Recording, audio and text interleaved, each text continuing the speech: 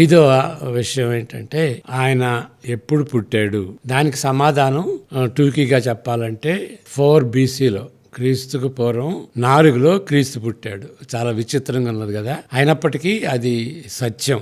ఏం జరిగింది అని అంటే 17th సెంచరీలో ఒక మాంక్ రీసెర్చ్ చేసి ఆ రీసెర్చ్ ప్రకారం తెలుసుకున్నది ఏంటి అని అంటే హేరోద్ మహారాజు 4 BCలో చనిపోయాడు. మరి 4 BCలో చనిపోతే యేసు ప్రభు ఎప్పుడు పుట్టింటాడు? ఆయన చనిపోక ముందు కదా పుట్టింది. హేరోద్ మహారాజు ఆయన ఈర్ష్యపడి నేను రాజుని, ఇంకొక రాజు ఏంటి అనే ఉద్దేశంతో ఇన్ఫెంట్స్ ని అందరినీ చంపేశాడు కదా. ఆ మహారాజు చనిపోక ముందు యేసు ప్రభు పుట్టాడు. ఆయన 4లో పుడితే యేసు ప్రభు ఎప్పుడు పుట్టుంటాడు? 4 కావచ్చు, 5 కావచ్చు, 6 కావచ్చు, 7 ఓకే BCలో పుట్టుంటాడు అన్నమాట. కానీ ఇంకా వేరే రీసెర్చ్ వలన తెలిసింది ఏంటంటే ఆయన చనిపోయినటువంటి హేరోద్ మహారాజు చనిపోయినటువంటి సంవత్సరంలోనే యేసు ప్రభు కూడా పుట్టాడు. కాబట్టి 4 BC అని మనం నిర్ధారించవచ్చు. మరి 4 BCలో ఆయన పుడితే ఎప్పుడు మరణించాడు?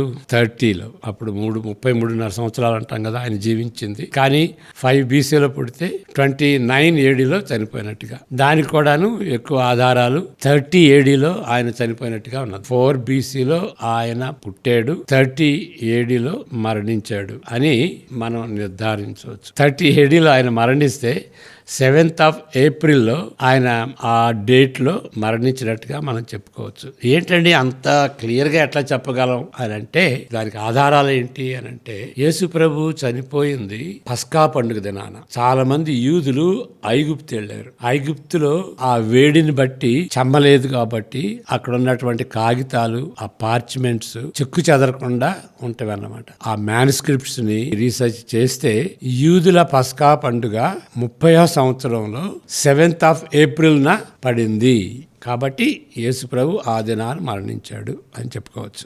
ఆయన మరణించిన దాన్ని కొంచెం ప్రిసైజ్గా చెప్పగలం, కానీ ఆయన పుట్టిన దాన్ని మాత్రం అంత ప్రిసైజ్గా చెప్పలేం. ఆయన శీతాకాలంలో జన్మించాడు అని అనటానికి కొన్ని చారిత్రక ఆధారాలు అన్నట్లుగా మనం చెప్పుకోవచ్చు. అది ఏంటి అని అంటే యేసు ప్రభు పుట్టినప్పుడు అక్కడ కాపర్లు ఉన్నారు, గొర్రెల కాపర్లు ఎప్పుడు కూడాను అవుట్ క్యాస్ట్ లాగా వాళ్ళు వెలివేయబడినటువంటి జనాంగంగా వారిని ఊరు బయట పెడతారు. మరి బెత్లెహేము ఆ ప్రాంగణంలో వాళ్ళు ఉన్నారు అని అంటే గొర్రెల కాపర్లు వెలివేయబడినప్పటికీ అక్కడ పరిశుద్ధ స్థలమైనటువంటి ఆ యెరూషలేము బెత్లెహేము మధ్య దాని పరిశుద్ధ స్థలం అంటారు. అక్కడికి గొర్రెల కాపర్లు శీతాకాలంలో వచ్చి వాళ్ళ గొర్రెల్ని బలి పశువులుగా అమ్ముకోవచ్చు. కాబట్టి అక్కడ గొర్రెల కాపర్లు ఆ ఏరియాలో ఉన్నారు అని అంటే అది శీతాకాలం అయి ఉండవచ్చు అనేటువంటి ఆ సారాంశానికి మనం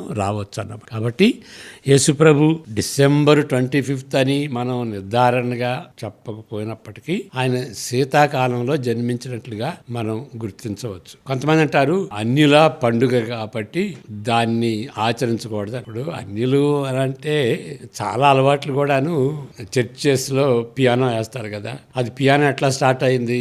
అన్యులు సంగీతం వేసేటప్పుడు పియానోని వాడుకున్నారు. మరి తర్వాత కాలం గడిచే కొలది క్రిస్టియన్స్ కూడా ఆ ఇన్స్ట్రుమెంట్ వాడుకున్నారు. తర్వాత చర్చెస్ లో అది మేజర్ ఇన్స్ట్రుమెంట్ గా అయింది. దాన్ని బట్టి క్యాన్సిల్ చేయని అవసరం లేదు. ఏదైనప్పటికీ ఆ డేటు ఇది అని ఖచ్చితంగా చెప్పలేము. ఒక విధంగా అది మంచిదే. ఎందుకంటే ఎవరో జోసిఫస్ లాంటి వాళ్ళు జూయిష్ హిస్టోరియన్ అది రాశాడు అనుకోండి, ఈ దినాన యేసు ప్రభు పుట్టాడు అని. అప్పుడు ఏమవుతుందంటే ఆ దినానికి ఎక్కువ ప్రాముఖ్యత ఇచ్చి ఇక యేసు ప్రభుని పక్కన పెడతారు. ఇక అది ఆయన పక్షాన ఆ దినాన్ని సెంట్రల్ గా చేసుకుని దాన్ని ఆరాధిస్తారు. ఒక విధంగా ఐడల్ లాగా తయారవుతుంది అన్నమాట. ఆ విధంగా దారి తీయకుండా యేసు ప్రభు ఎప్పుడు పుట్టాడో ఎగ్జాక్ట్గా డేటు తెలియకపోవటమే మంచిది. కానీ డేట్ తెలియకపోయినా కానీ సంవత్సరం శీతాకాలం అని కొంచెం ఊహించుకోవచ్చు. అది కూడా కాకపోయినా కానీ ఖచ్చితంగా చెప్పలేకపోయినా కానీ ఆయన జన్మించాడు అనే దానికి చారిత్రక ఆధారాలు చాలా ఉన్నవి. జోసిఫస్ అనే ఆయన జూయిష్ హిస్టోరియన్ అన్నమాట. ఆయన గురించి చెబుతాడు. కానీ అసలు యేసుప్రభు గురించి డాక్యుమెంటరీ ఏంటంటే న్యూ టెస్టిమెంట్, క్రొత్త నిబంధన.